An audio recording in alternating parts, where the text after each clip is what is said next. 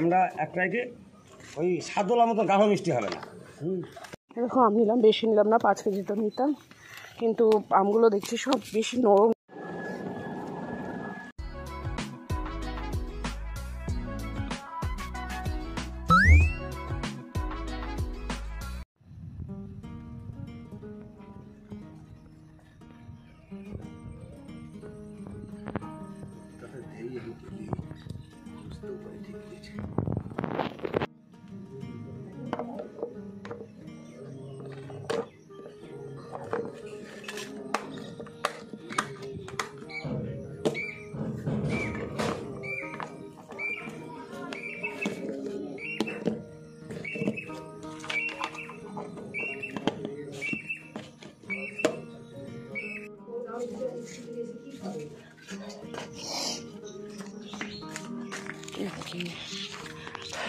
আমি যাচ্ছি এখন আম কিনতে, এখানে আমবালা এসছে,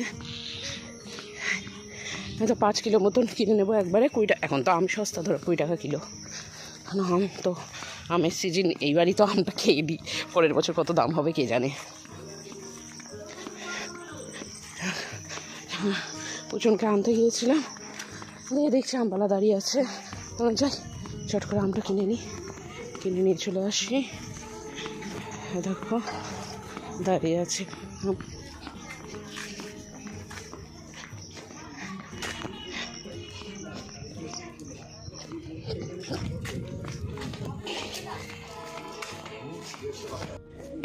আমরা একটাকে ওই সাদলার মতো গাঢ় মিষ্টি হবে না, টক হবে না। হয়তো নরম হয়ে গেছে একদম। নরমটা নেবেন কেন? নরম নেবেন কেন? এখনো নাই খেতে হলে বোধ হয় 15 কেজি 20 কেজি আম আছে। কোথায় আপনার কাছে আছে? হ্যাঁ, এগুলো নিয়েই। হ্যাঁ, 15 কেজি আম হবে। আমি 15 কেজি তো নিব না, নিব ভালো নিব।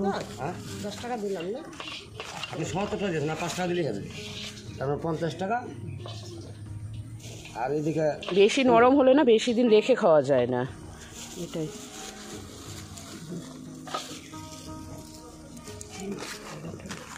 দেখো আম নিলাম, বেশি নিলাম না, 5 কেজি তো নিতাম, কিন্তু আমগুলো দেখছি সব বেশি নরম হয়ে গেছে নিচে আমগুলো। এবার ধরো ওপরের দিকে আম হলে 5 কেজি নেওয়া যেত, একটু শক্ত থাকলে, এগুলো বেশিরভাগই নরম হয়ে গেছে, তাই বেছে নিলাম। এখানে 2 কেজির মতন আম নিয়েছি। যাই চটপট পুচনকে খাওয়াতে হবে, ওর গাড়িও চলে এসছে, গাড়িটা খুব ফোনও করে দিয়েছে।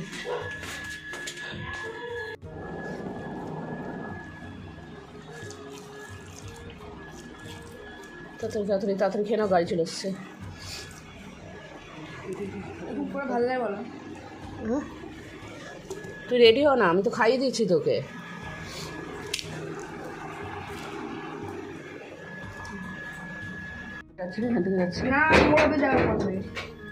আমি অফিস যাবো না বল। হ্যাঁ, জোড়াশালিক নমস্কার করে নে, সব ঠিক হয়ে যাবে। দেখ, হ্যাঁ যাও জোড়াশালিক দেখেছে তাই বলি। টিফিনটা খাবি, ক্লাস করবি মন দিয়ে, ঘুমাবি না ক্লাসে।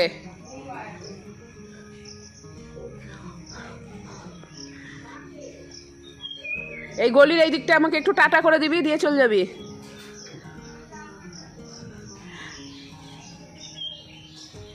টাটা। তুমি যা, এবার যা এগিয়ে যা দিবার কাছে। একটু আগে আসলাম অফিস থেকে, এখন 7:56 মতন বাজছে। একটু ফ্রেশ হয়ে নিলাম, হয়ে বসলাম। আবার যেতে হবে 9টার দিকে পুচনকে আনতে, ও টিউশন পড়তে গেছে, আজকে ইংলিশ পড়া থাকে, তো টিউশনে গেছে, ওখানে আনতে যেতে হবে 9টার দিকে। 1 ঘন্টা এখন হাতে সময় আছে, একটু শোবো, রেস্ট নেব। সারাদিন বসে থাকে তো পেটটা খুব যন্ত্রণা করে, একটু রেস্ট নেব।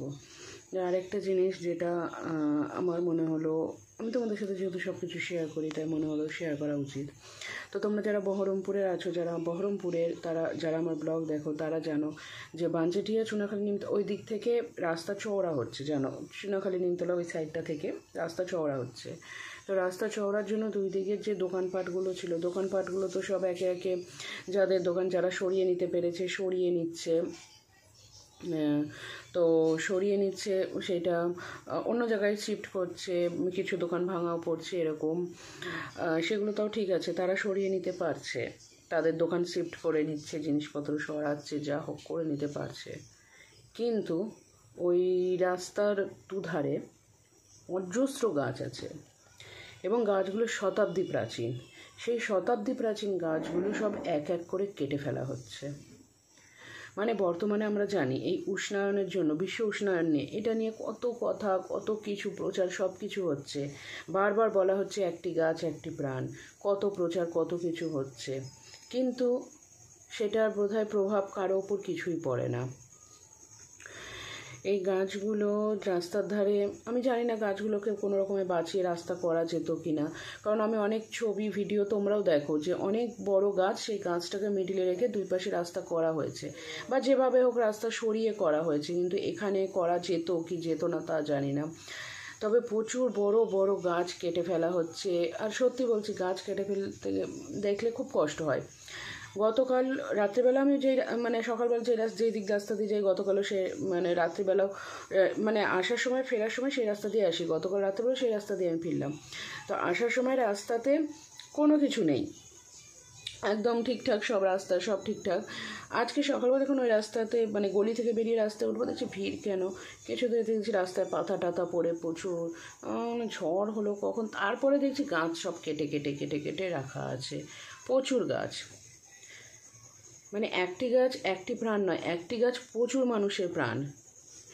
একটা গাছ থেকে আমরা অক্সিজেন পাচ্ছি, তার সাথে একটা গাছে কত পাখিতে বাসা করে থাকে বলো তো। মানে একটা রাত একটা দিনের মধ্যে তারা বাসাহারা হয়ে গেল। কত কাঠবিড়ালি পাখি, আরও কত প্রাণী আছে যারা গাছে থাকে, সব বাসাহারা। এবং একটা দুটো গাছ না, বড় বড় গাছ সব কেটে ফেলা হলো, কেটে ফেলা হলো। মানে এটা দেখে এত খারাপ লাগছে। মানে সত্যি উন্নয়নের জন্য বা উন্নয়নের জন্য মানে একের পর এক এরকম সব বলিদান আর কি, বলিদান হয়ে যাচ্ছে। উন্নয়নটা এতটা জরুরি।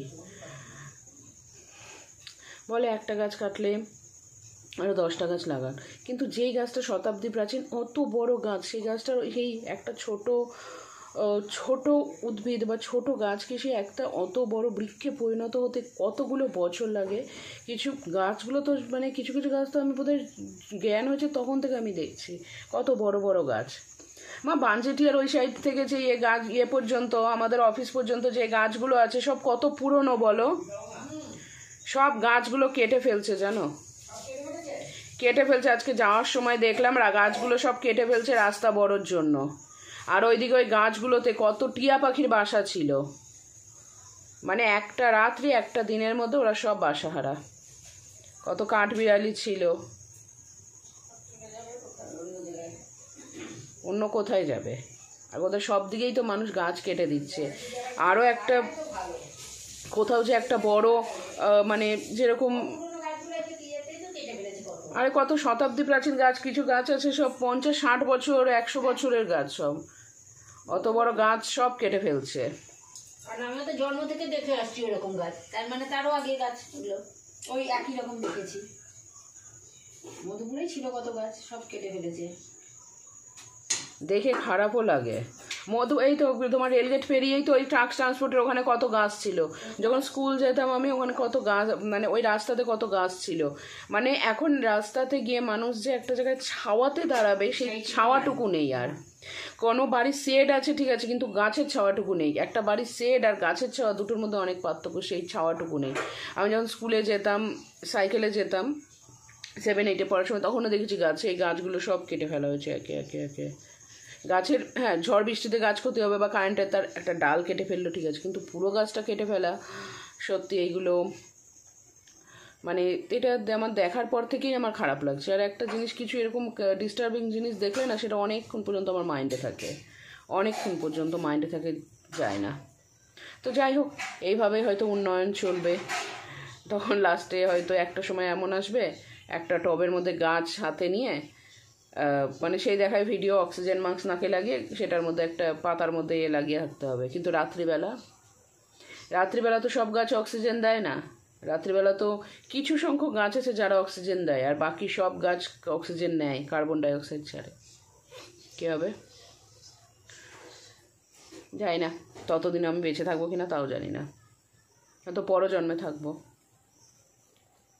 তো যাই হোক, এখন একটু রেস্ট নিই।